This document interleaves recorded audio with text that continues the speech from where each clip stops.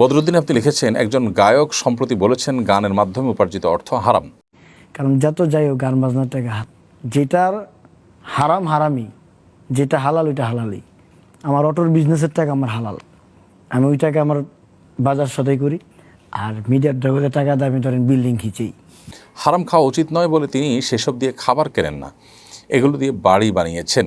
খাবার কেনেন ব্যবসার টাকা দিয়ে, হারাম টাকা দিয়ে বাড়ি বানানোর বিষয়টা সম্পর্কে ইসলাম কি বলে?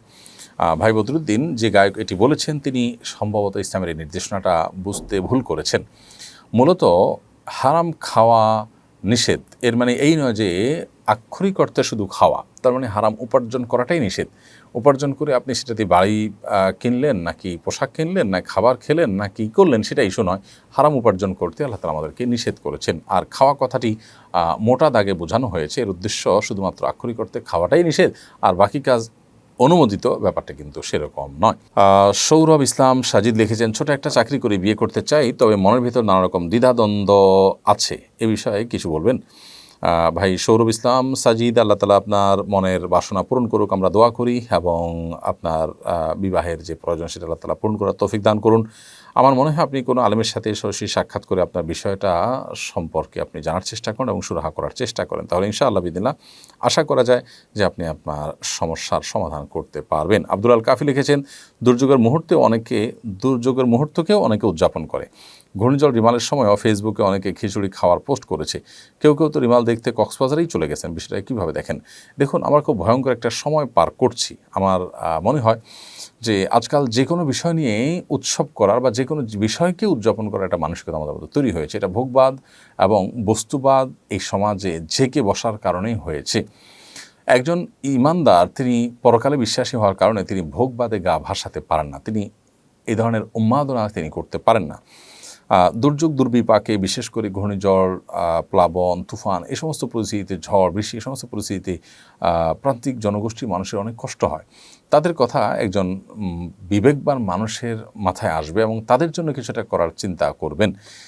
এর বাইরে সেই সময়টাতে ফুর্তি করা, আমি ঝড়ের মধ্যে বরং অনেক বেশি ফুর্তি করছি, আনন্দে আছি, আমি গোশ পোলাও খাচ্ছি বা খিচুড়ি খাচ্ছি, এই বিষয়গুলো সোশ্যাল মিডিয়াতে শেয়ার করা ইত্যাদি করা, এটা হলো দায়িত্ব জ্ঞানহীনতার পরিচয়। মানুষ যে এখন স্বার্থান্ধ হয়ে গেছে, মানুষ যে তার আশপাশ নিয়ে ভাবার সুযোগ পর্যন্ত নেই, শুধুমাত্র নিজের সুখটুকুই দেখছে, এরকম একটা ভয়ঙ্কর পরিস্থিতি আমরা দেখতে পাচ্ছি। এবং ধর্মীয় শিক্ষা, নৈতিক শিক্ষা সর্বত্র এটাকে দূরে সরিয়ে দেওয়ার কারণে কিন্তু এই পরিস্থিতি তৈরি হয়েছে। বিধায় আমাদের উচিত হবে আল্লাহর কাছে তওবা করা, ইস্তেগফার করা এবং এই জাতীয় পরিস্থিতিতে আল্লাহর দিকে মনোনিবেশ করা, ফুর্তি করা নয়। ওয়ালিউল্লাহ মেজবা লিখেছেন, জায়গার সংকট থাকলে 30-40 বছর পুরানো কবরের উপরে ঘর তোলা যাবে কিনা, এর বিধান কি?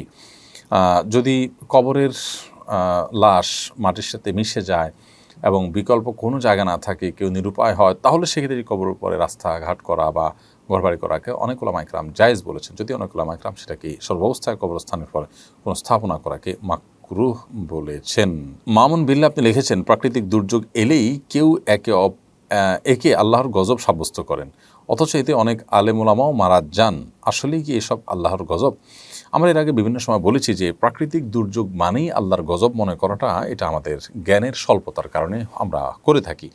মূলত প্রাকৃতিক দুর্যোগ এটি কখনো কখনো আল্লাহ তাআলার তরফ থেকে বান্দার জন্য পরীক্ষা হিসাবে থাকে, কখনো কখনো এটি আল্লাহ তাআলা দিয়ে থাকেন বান্দার সবর এবং মর্যাদার মাধ্যমে তার মর্যাদা বৃদ্ধি করবার জন্য, আবার কখনো কখনো মানুষের কৃতকর্মের ফসলস্বরূপ দিয়ে থাকেন। অতএব এটাকে সর্বাবস্থায় আপনার গণহারে আল্লাহ তাআলার পক্ষ থেকে আযাব বা গজব হিসাবে আখ্যায়িত করা, এটা মোটেই দায়িত্বশীলতার পরিচয় নয়। আব্দুল্লাহ আল জুবাইর আপনি লিখেছেন, ব্যাংক থেকে লোন নেওয়া হারাম, কিন্তু বিপদে পড়ে কেউ যদি নিয়ে ফেলে এ গুনাহের ক্ষমা কি হবে? কিভাবে তওবা করলে আল্লাহ তাআলা মাফ করবেন? ভাই আব্দুল্লাহ আল জুবাইর, সুদী ব্যাংকের লোন বা সুদী প্রতিষ্ঠান থেকে সুদভিত্তিক লোন নেওয়া হারাম। অতএব কেউ সুদভিত্তিক লোন নিয়ে ফেললে আল্লাহ সুবহানাহু ওয়া তাআলার কাছে তওবার প্রক্রিয়া হলো যে খুব দ্রুততার সাথে তার অন্য স্থাবর সম্পদ দিয়ে বিক্রি করে হলেও বা অন্য হালাল বা বৈধ লোন নিয়ে হলেও এই লোনটাকে ক্লোজ করে ফেলা, অর্থাৎ যত দ্রুত সম্ভব এটা ক্লোজ করে ফেলা এবং আগের চুক্তি অনুযায়ী যে সুদ, সে সুদ দেওয়ার কারণে যদি তিনি এখন ভুল বুঝতে পারেন এবং তওবা নাসুহা করেন, আশা করে যে আল্লাহ তাআলা তাকে মাফ করবেন এবং তওবা নাসুহা করবেন, জীবনে আর কখনো তিনি সুদের পথে পা বাড়াবেন না, যত বিপদই তার হোক না কেন। আশা করে যে আল্লাহ রাব্বুল আলামিন ক্ষমা করবেন, কারণ তিনি ক্ষমাশীল, তিনি ক্ষমাকে ভালোবাসেন। ইন্নাল্লাহা ইউহিব্বুত তাওয়াবিনা ওয়াহিব্বুল মুতাতাহহিরিন, আল্লাহ তাআলা তওবা করে আল্লাহর দিকে যারা আসেন তাদেরকে আল্লাহ তাআলা ভালোবাসেন, বিধায় তওবা করে গুনাহ মাফ চাইলে আশা করা যায় আল্লাহ তাআলা মাফ করবেন।